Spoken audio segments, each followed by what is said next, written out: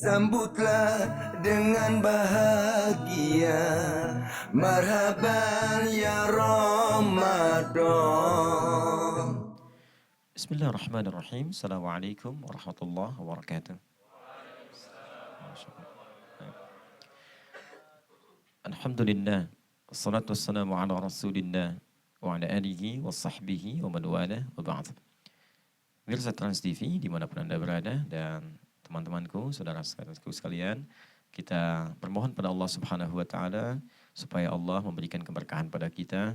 Alhamdulillah sekarang telah kita masuki hari ke-21 di bulan Ramadan tahun 1440 Hijrah. Semoga seluruh ibadah kita, puasa kita diterima oleh Allah Subhanahu wa taala. Baik. Teman-teman sekalian dan pemirsa dimanapun Anda berada, kita telah masuki 10 hari terakhir di bulan Ramadan. Ada satu tuntunan dalam Al-Quran dan hadis-hadis Nabi tentang satu amalan yang amalan ini secara spesifik itu diutamakan, dimaksimalkan di bulan Ramadan. Bahkan saking pentingnya amalan ini, banyak isyarat ayat dalam Al-Quran termasuk hadis-hadis Nabi SAW meminta kita mengencangkan ikat pinggang untuk serius, maksudnya menyikapi dan mempersiapkan amalan yang sangat penting ini. Tapi tidak banyak orang-orang yang mengetahui keistimewaan amalan yang dimaksudkan sehingga mengisi amalan ini hanya sekedar pindah tempat, bahkan untuk sekedar tidur, beristirahat, kemudian pulang kembali. Amalan itu disebut dengan i'tikaf. Apa yang dimaksud dengan i'tikaf, apa hikmahnya, dan apa yang kita bisa dapatkan dari i'tikaf yang dimaksudkan. Itu yang coba kita kaji dalam episode kali ini. Baik, saya akan mulai teman-teman sekalian dengan pendekatan bahasa dulu. Kata i'tikaf itu semula akar katanya, dasar utamanya berasal dari kata akaf. Akafa ya'kifu. Orangnya disebut dengan akif. Akafa ya'kifu. Orangnya disebut dengan apa? Akif. Ya. Asal mula kata akafa artinya fokus pada sesuatu yang saking fokusnya itu tak bisa teralihkan pada apapun. Anda misalnya sedang fokus dengan saya di sini. Tiba-tiba ada yang panggil. Akhi misalnya. Akhi Ahmad. Akhi Syahin misalnya. Ketika dipanggil, Anda tak peduli, fokus saja. Nah, itu Anda disebut dengan akif namanya. Akif. Ya, ada orang-orang yang ketika nonton TV dipanggil. Allahu Akbar, azan. Gak mau dengar, gak bisa, fokus pada TV saja. Maka orang yang disebut dengan akif. Ya, zaman jahiliyah, bahkan sebelum itu pada periode Nabi Ibrahim alaihissalam, ada orang-orang yang bahkan saat diseru oleh Nabi Ibrahim gak bisa berpaling, gak bisa menoleh, saking fokusnya pada berhala-berhala.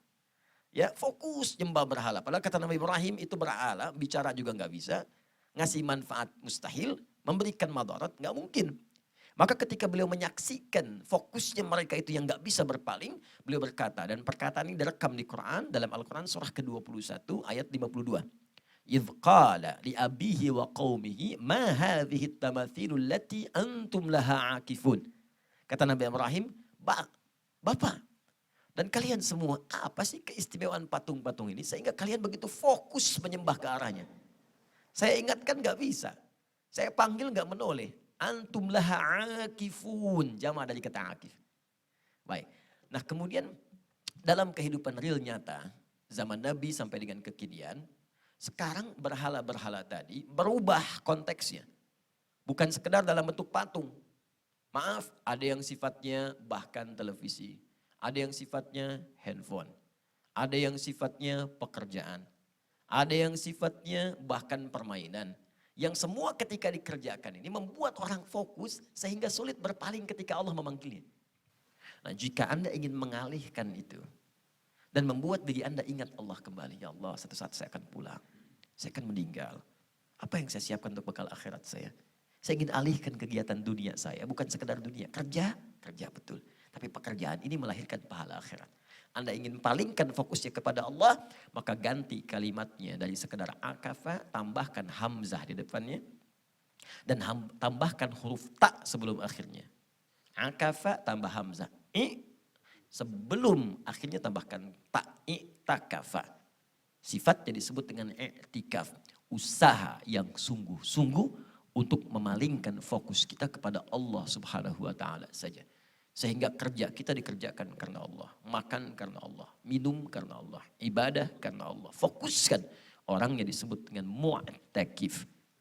Untuk itulah kemudian ada kegiatan i'tikaf untuk jeda sejenak dari kehidupan dunia, masuk ke rumah Allah di masjid supaya kita bisa merenungkan hakikat kehidupan kita. 10 hari terakhir Ramadan adalah waktu yang paling tepat untuk mengingat Allah Subhanahu wa taala. Itulah sebabnya kita datang ke masjid untuk mengalihkan fokus kita kepada Allah sehingga keluar dari masjid kita mengerjakan semua aktivitas karena Allah Subhanahu wa taala. Jelas sampai di sini? Baik, barangkali ada yang mau bertanya? Silakan. Ya. Assalamualaikum warahmatullahi wabarakatuh. Waalaikumsalam warahmatullahi wabarakatuh. Berkaitan dengan iktikaf, terkhususnya pada bulan Ramadan, tadi sudah disampaikan bahwa waktu yang mustajab yaitu di 10 hari terakhir, tapi dari waktu pagi sampai petangnya mungkin bisa dispesifikkan lagi, dan selain waktu yang ingin saya tanyakan, ada lagi apa yang bisa kita dapat dan mungkin keutamaan-keutamaan dalam beriktikaf terkhususnya di bulan Ramadan. Baik. Assalamualaikum warahmatullahi wabarakatuh. Baik, bagus sekali. Assalamualaikum warahmatullahi wabarakatuh. Pertama, i'tikaf di bulan Ramadan, teman-teman sekalian, terbagi 2 sifat. Sifat yang pertama adalah sifat yang penuh, sifat mutakamilah. Sifat yang penuh ini artinya menyiapkan waktu, memang khusus kita kerjakan i'tikaf 10 hari terakhir di bulan Ramadan saja, itu dilakukan di masjid. Ingat di masjid ya, gak ada i'tikaf di rumah. Di masjid dan siang malamnya tinggal menetap di masjid. Jadi bukan hanya pagi sampai petang. Ya, jadi dari pagi sampai dengan malamnya. Tinggal di masjid selama 10 hari, 10 hari, 10 hari, 10 malam.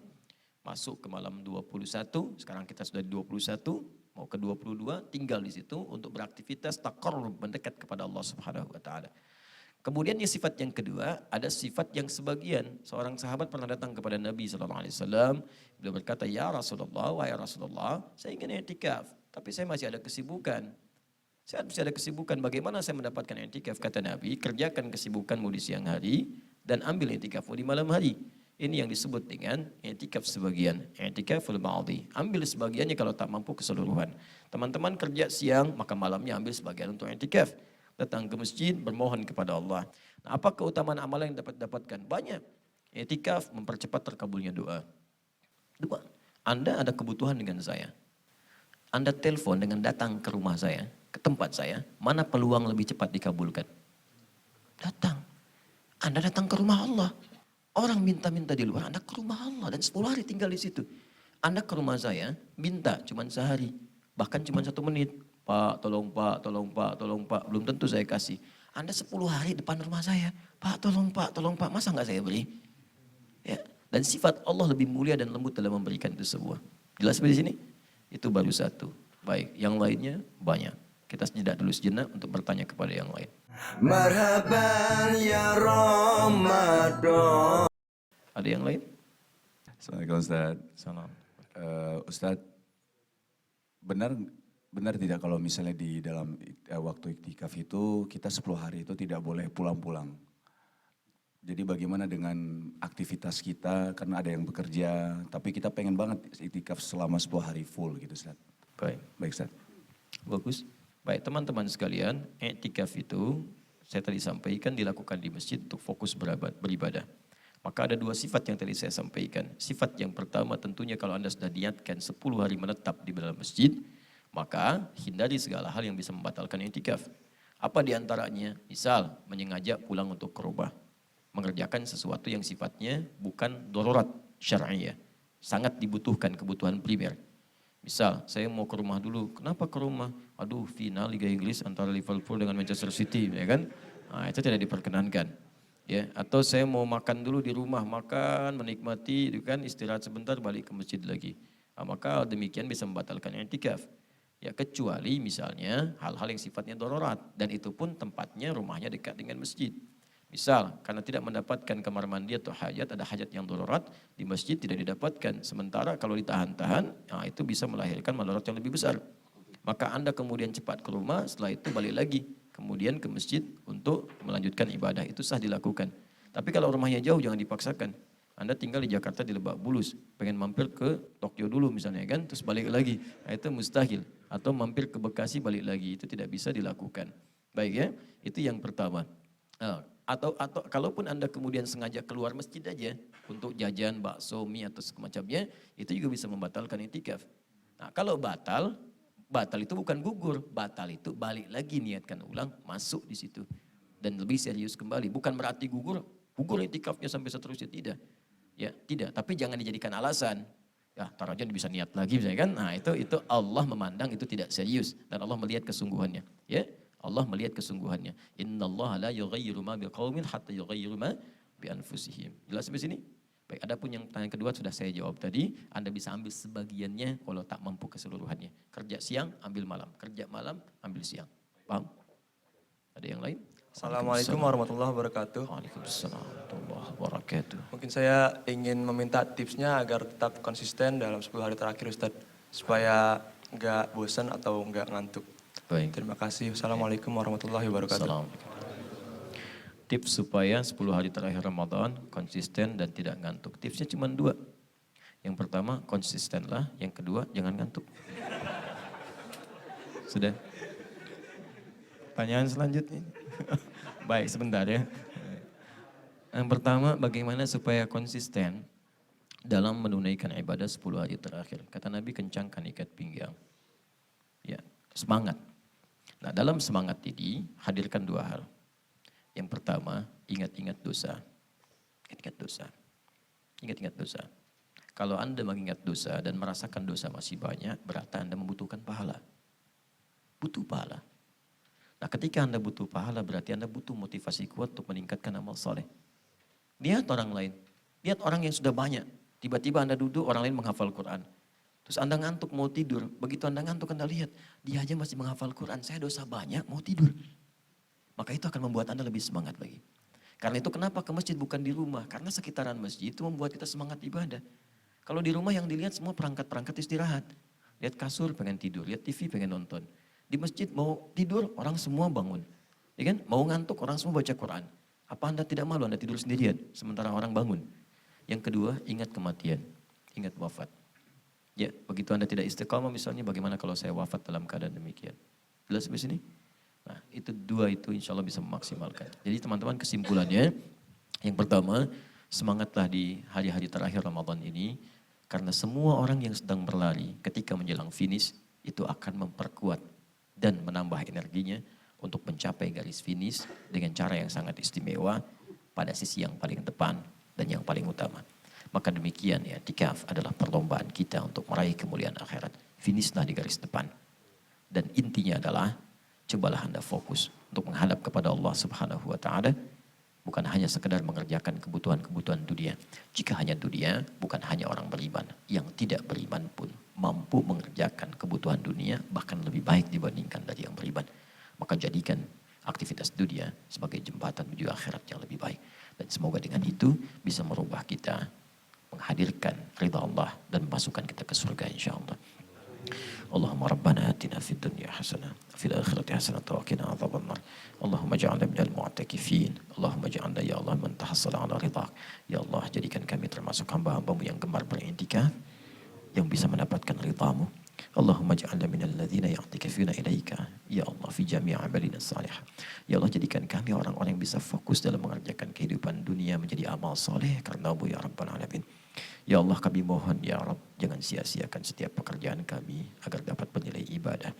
Allahumma ya arhamar rahimin la tudayyi ya Allah kulla talabina, dan mohon jangan sia-siakan setiap doa permohonan kami agar mohon kau jawab. Rabbana atina fid dunya hasanah fil akhirati hasanah wa qina adzabannar. Bi fadlika subhana rabbika rabbil izzati amma yasifun wa salamun alal mursalin walhamdulillahi rabbil alamin. Bila demikian dapat disampaikan, selamat berbuka dan semoga Allah menerima puasa kita di hari ini. Assalamualaikum warahmatullahi wabarakatuh.